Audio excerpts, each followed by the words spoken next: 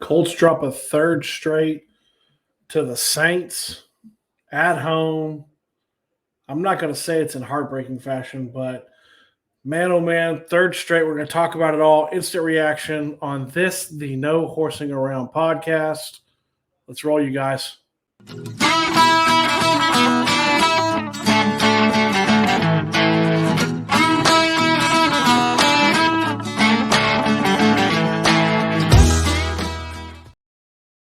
Welcome back to the No Horsing Around podcast. As always, I am one of two dudes talking Colts.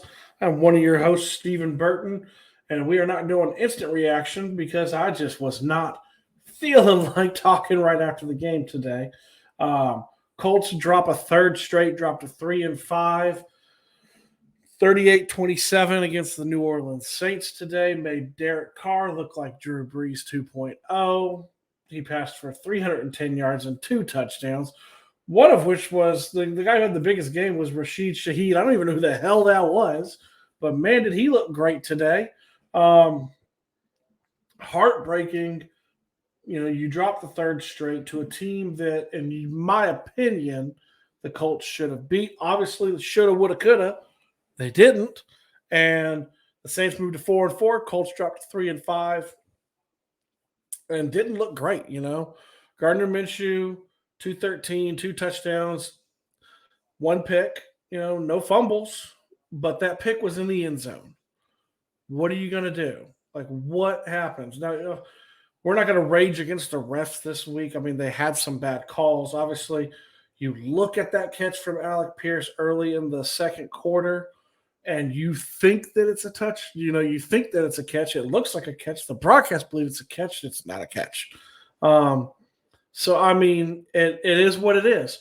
You are losing games at this point because of something myself and Zach pointed out in the preseason and in the season. The secondary is not good. Like, I'm sorry. We talked about it preseason. Ballard didn't do anything to address it. It was going to be what it was. And you had to hope that it wouldn't cost you games. Now, that also, let's not lose sight in that missing a lot of players on that side of the ball. Grover Stewart obviously is suspended, right?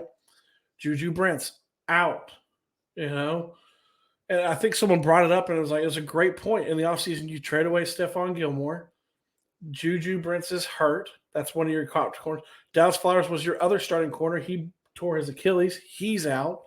And then now you've got who else? DJ's supposed to be good. He's out.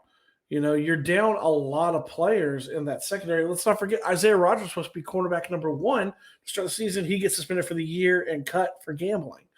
So you went into the season with a really thin secondary, and we said it in the preseason. It was going to see what was going to happen, and it's costing you games. I mean, Derek Carr is not 310 yards and 2 touchdowns. You made him look amazing. You did, because the secondary was poor. Of all the things that upsets me the most watching the game, it is the front seven. It's Zaire played amazing. Zaire is not 100%. You could tell that was the case. He looked great. Darius Leonard looked, like he's rounding into form. Kenny Moore continues to play really well, but there's only so much he can do. But then DeForest Buckner is just a game wrecker, but you don't have this traveling partner. Adengbo looked okay, but he kind of got nicked up a little bit. Your Quiddy's not getting pressure on the quarterback consistently enough. So it's depressing. It's sad. It's difficult when you watch that. And then on top of it, you go and you look at, then you flip over. You go to the offensive side of the ball. Still, the only team in the NFL to put up 20-plus points in every game this season, yet we're 3-5. You put up 27 points today. Gardner throws 2 touchdowns, right? Michael Pittman Jr., amazing touchdown. It was a great play. Drew Ogletree obviously had the play of the game when it came to the touchdown that he had. And then, obviously, and look for it because it's probably going to come, Josh Downs has looked – as much as I beat my chest, and Zach will talk about it in the preseason, to Joshua Downs, I don't know if I ever thought this. Like, 7 catches, 72 yards, He's the second leading receiver on the team, right behind Pittman Jr. He is everything. What I look at him like a Wes Welker, Julian Edelman, Cooper Cup. He's going to run crisp routes and he's going to get you the first down and maybe more. Like he runs such good routes. He could be an offensive rookie of the year candidate. He looked amazing. And then let's talk about the elephant in the room on the opposite side of the ball, right? Jonathan Taylor has 94 yards in the first half, touches the ball one time in the second. So 12 carries, 95 yards. He looked like he's finally kind of rounded back in the form. Zach Moss had 11 for 66. He looked good too. He got open and loose. Taylor definitely looks like that. It's disappointing because it's a game you thought you should win. It's a game you thought you could pencil in and you'd be back to 4-4.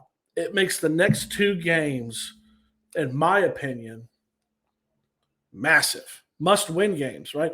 You're going against a one-win Panthers team and a really bad offensive Patriot team in Germany. You should win both those. Get yourself back to 5-5 headed into the bye week.